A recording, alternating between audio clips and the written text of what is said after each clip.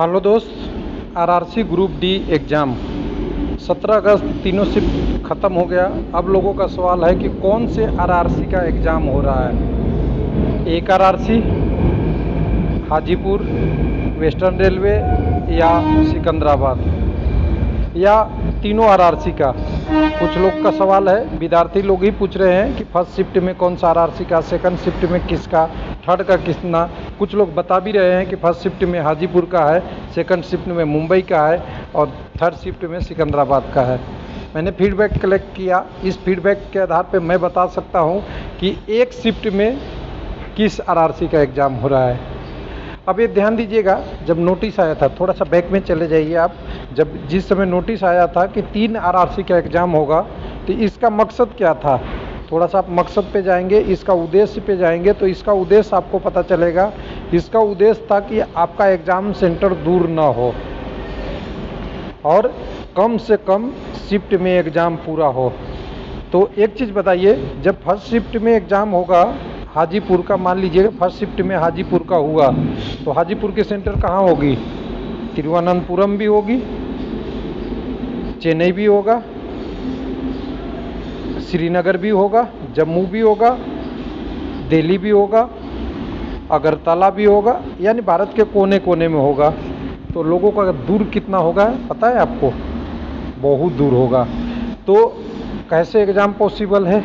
तो exam possible है कि एक शिफ्ट में तीनों आरआरसी का एग्ज़ाम हो रहा है, लेकिन एग्ज़ाम सेंटर या उसके एरिया डिफाइन किया हुआ है कि इस एरिया में हो रही है, वो किसका है तो WR का, इस एरिया में हो रही है तो अहमदाबाद का, और इस एरिया में हो रही है तो सिकंदराबाद का। ऐसा नहीं है कि एरिया उस डिफाइन हो रहा है कि सिकंदराबाद का है तो साउथ में ही हो रहा है। साउथ में जो फॉर्म अप्लाई किए हैं लोग होम टाउन से, वो कहाँ का है। मान लीजिए कि कोई साउथ सिकंदराबाद में अप्लाई कर रखा है और मान लीजिए 1000 लोग कहाँ से हैं, 1000 लोग आपके चंडीगढ़ से हैं। मान लीजिए उनका एड्रेस चंडीगढ़ दिखा रहा है, दिल्ली दिखा रहा है, या अंबाला दिखा रहा है, या आप कह सकते हैं नॉर्थ में नोएडा दिखा रहा है, ये सारे दिखा रहा है। इन 1000 कैंडिडेटों का एग्ज़ाम सेंटर उस एरिया में लगभग किया जा रहा है, नज़दीक में, जहाँ पे इन लोगों का होम टाउन है। आरआरसी सिकंदराबाद हो, नो इशू। सिकंदराबाद की क्वेश्चन उस एग्ज़ाम सेंटर पे कहाँ चल रही है जहाँ उनका सेंटर है। तो इसको समझने के लिए आपको सारी चीज़ मैंने डिस्कस कर लिया है, लेकिन इसमें ऐसा क्यों है, इसका लॉस और बेनिफिट की बता रहा हूँ। देखिए, अगर एक शिफ्ट में एक आरआरसी हुआ तो कैंडिडेट का लॉस है। किसके टर्म में लॉस ये है कि उसे पूरे भारत का दर्शन करना पड़ेगा, पूरे दर्शन हो जाएगा भारत का। और बेनिफिट क्या है कि नॉर्मलाइजेशन कम होगा। नॉर्मलाइजेशन जो आपका परसेंटाइल बेस है, जिसमें आपका नंबर 100% तक आ सकता है जब आप अपने शिफ्ट के टॉपर रहेंगे।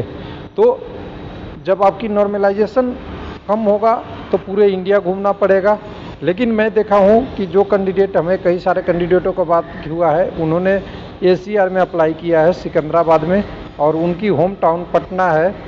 उनका एग्ज़ाम सेंटर कानपुर की तरह कानपुर और वाराणसी दिया हुआ है।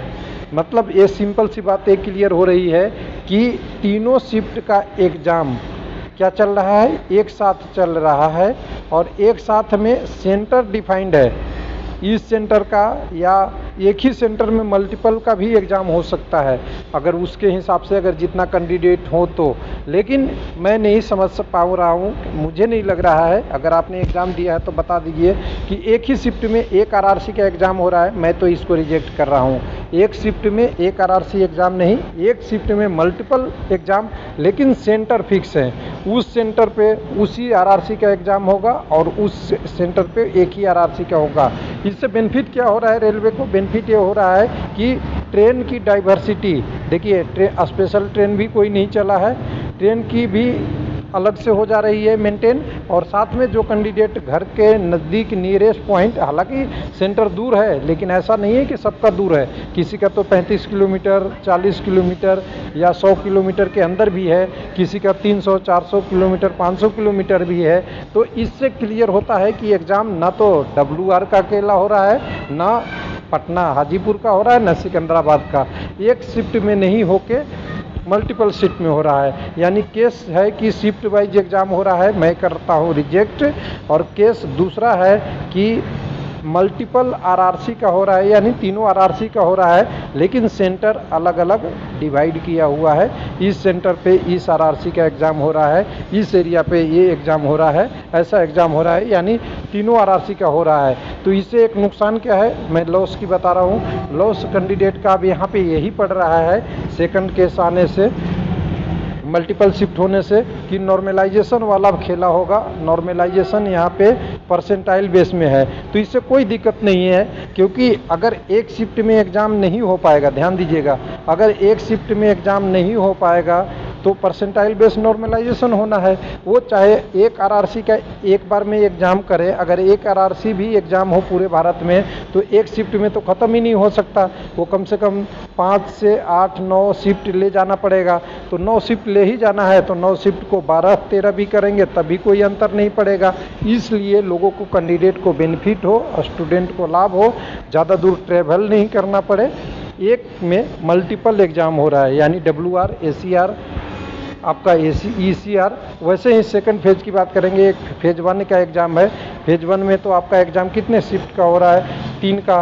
लेकिन फेज 2 की बात करेंगे तो फेज 2 में वैसे ही कितने का है, तो यहाँ पे फेज 2 में टोटल 8 आरआरसी का है। और 8 आरआरसी में भी सब सेंट्रल वाले हैं, साउथ ईस्टर्न रेलवे, NWR भी कह सकते हैं, एक साइड में दिया हुआ है आपका।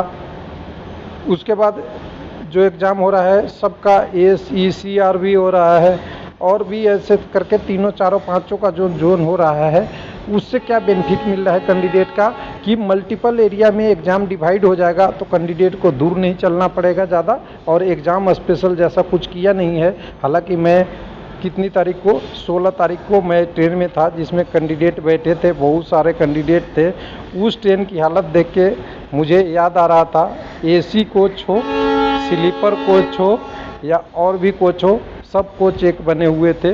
क्या सब कोच जनरल बना हुआ था, यानी जिसका सीट है वो भी बैठेगा और जो कैंडिडेट है वो भी बैठेगा। और आपकी यूरिनल वगैरह टॉयलेट जाना है वो सारे क्लोज थे रास्ते, और अगर जाना है तो बहुत मेहनत की इशू करनी पड़ रही थी।